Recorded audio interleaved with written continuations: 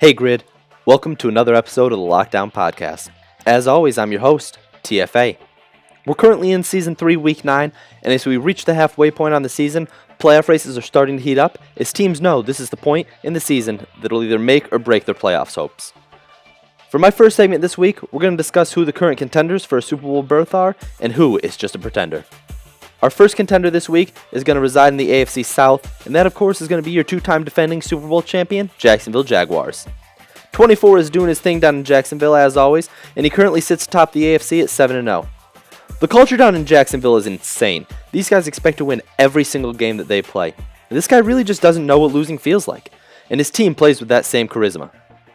The Jags aren't just doing it on one side of the ball either.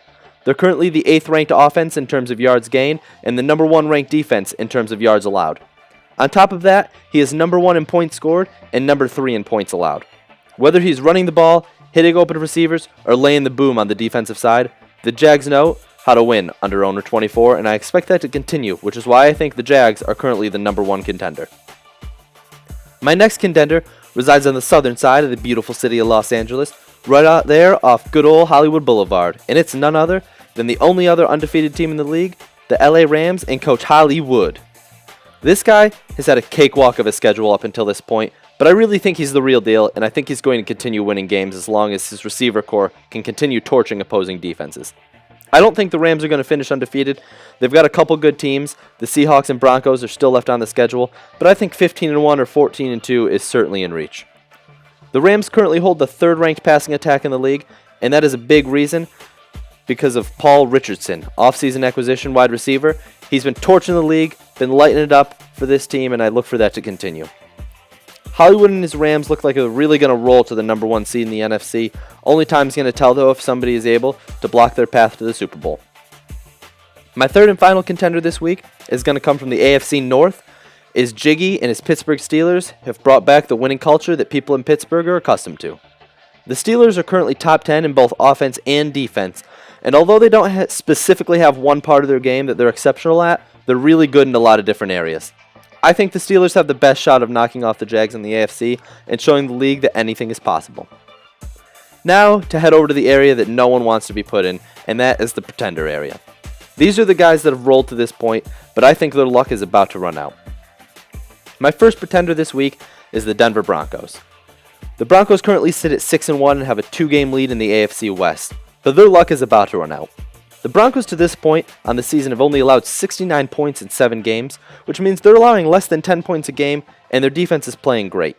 However, their offense has only scored 108 points up until this point, which is currently the 8th worst in the league. Eventually, someone's going to figure out how to score against this team, and the losses are going to start flowing like the ancient rivers of Babylon. My second pretender this week is going to be the Atlanta Falcons. We all know that Backley handles pressure about as well as a balloon getting crushed by a bulldozer. So I think that this season winds down and the NFC playoff race heats up. We're going to see a collapse by the Falcons. Up until this point, the Falcons have only allowed 54 points, which is outstanding. He's always been great on the defensive side of the ball, and I look for that to continue. But eventually, I think somebody's going to figure out the formula needed to break the Falcon wings and make them the first team out in a heated NFC playoff battle. The quarterback play in Atlanta has been abysmal this season, as Denton Washington has currently compiled a 71.5 QBR up until this point on the season. Until the Falcons' QB play improves, I think they're just a pretender. Next up on the docket for this week, I'm going to give out some midseason awards. Now these aren't going to be your normal awards, these are going to be awards personalized by TFA, the kind you put on your fireplace and you admire every single day. My first award is going to be the Grim Reaper Award. This award is going to go to Struggle Snuggle, because Aaron Rodgers currently has 27 interceptions halfway through the season, and there's only one thing left to do. Have the Grim Reaper come in and put him out of his misery. Aaron Rodgers is never going to recover from this, as the Grim Reaper has started writing his tombstone. My next award is the Helen Keller Special, and this award is going to go to Play a Partner. Zeke Elliott currently sits at only 186 rushing yards and is only averaging 2.3 yards a carry on the season. This guy should be carrying the franchise, yet he really looks as though he's gone blind.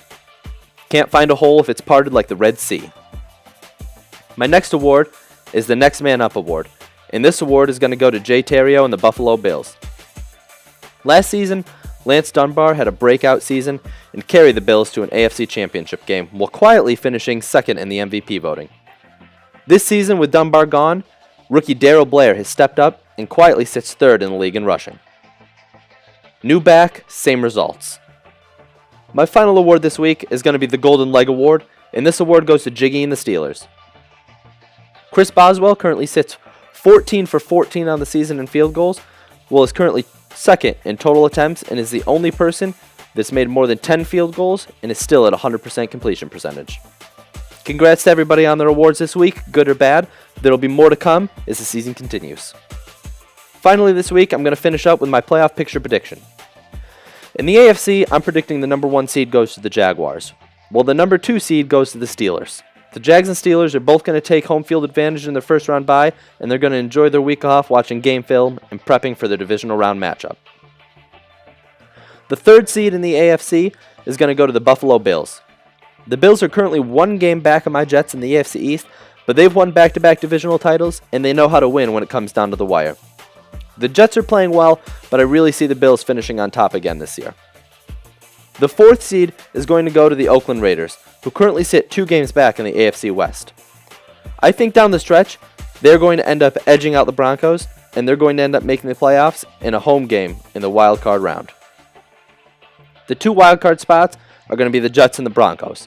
Both are divisional leaders right now, and I look for that to continue until late in the season, but I think their efforts are both going to fall just short.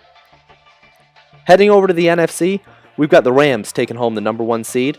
Their schedule just isn't strong enough to bump them out of that number 1 seed, but come playoff time, it'll be really interesting to see if their weak schedule has prepared them for the long stretch of the playoffs. My number 2 seed in the NFC is going to be the Rams. The Redskins. The Redskins are going to be the number 2 seed. I think that Draco takes a lot of pride in his defense. It really shows, and I think, that this vet's going to be rewarded with the first round playoff bye. The 3 seed is going to be the Carolina Panthers. Like I said earlier, I think the Falcons are just pretenders, and I think the Panthers are going to end up winning this division. The Vikings are going to round out my divisional winners as they win a division with a below 500 record and are rewarded with a home game in the NFC wildcard round.